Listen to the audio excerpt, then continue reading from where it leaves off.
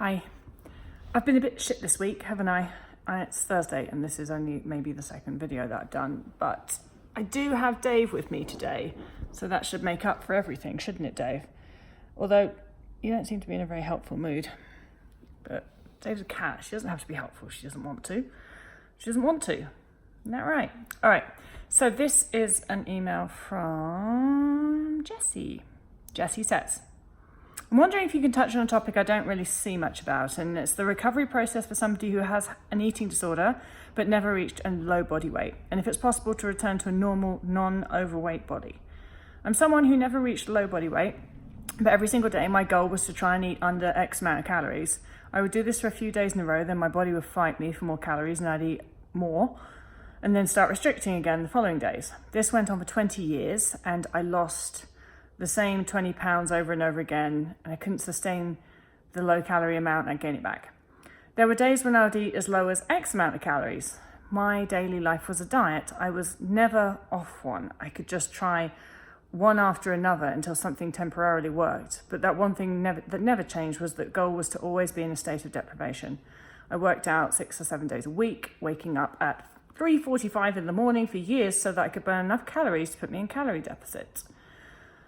I've been overweight since the age of 8 years old.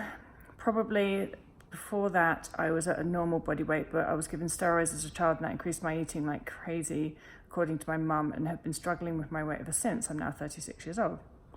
I've been in recovery for 6 months and I've been fully listening to my body when it comes to eating, sleeping and exercising. Since I have been overweight all my life, is it still possible for my body to return to a body that is not overweight? All right. So the first thing I'm going to say, Jessie, is overweight according to whom? You keep on saying that you're overweight and you keep on saying I've been overweight all of my life. Overweight, or maybe that's just your weight.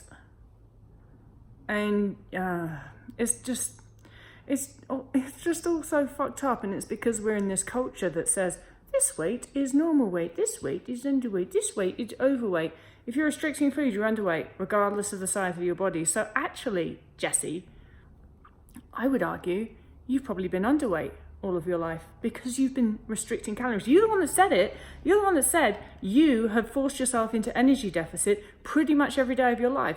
So where does this overweight thing come from? Because I would assume actually that you are to suppress body weight and therefore you are under the weight that your body would be had you not been suppressing your intake. I know that, like you don't want to be, right? You don't, because there's all this judgment about body sizes. Like, you have judgment about your weight and you don't want it to be true that maybe you're not actually overweight at all. Maybe that is just the weight that your body's supposed to be. And I get that, and I'm sympathetic towards that. I'm so sympathetic towards that, and it's complete shit, and it's absolutely inflicted by our culture. All of that aside, the fact that you do not want to be the weight that your body wants to be doesn't change anything. And it doesn't change that what is going to happen unless you can accept the weight that your body wants to be and grow to be happy with that and understand that the weight that your body wants to be is your optimally healthy weight. I don't give a flying fuck what a BMI chart says. The weight that your body wants to be is the weight that your body has decided that in all of these circumstances and all of the life experience that it has and all of the genetics that it has and all of these factors that we don't even know about or have to think about come together. Your body has decided this is the weight that I should be. And if you don't like that, that doesn't make that any different. Your body's just going to do what it needs to do to optimize health. And unless you can come to terms with that, you will be fighting your body your entire life. And that is so exhausting. I know it's exhausting. You know it's exhausting. You wouldn't have written to me unless you were exhausted. And there's no easy way around body weight acceptance other than surrender and body weight acceptance. And there's no easy way to achieve body weight acceptance. And it doesn't have to be difficult either. Because most of the time, it is actually a matter of surrendering and just making it stop. And making yourself stop allowing all of the bullshit, bollocks that swirls around in our culture affecting you, and allowing it to be between you and your body. Because what most people find is that if they thought about it, if they were actually in a vacuum, there was nobody else in the world, they'd be happy in their bodies.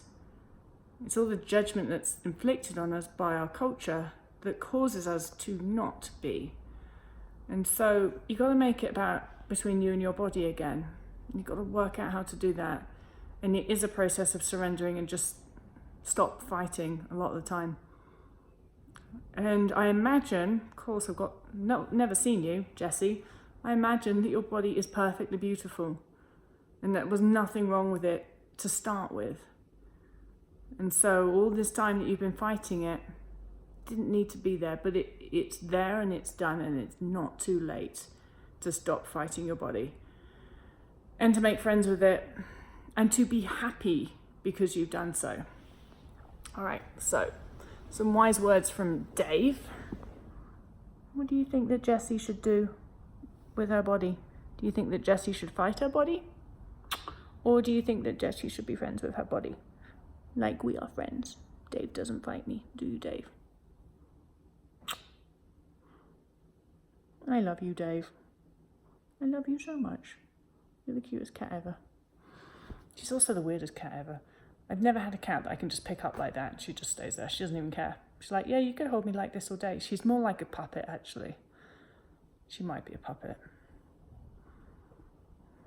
She's a weird cat. Maybe it's because we called her Dave. I love you, Dave. Anyway, Jessie, best of luck. Bye.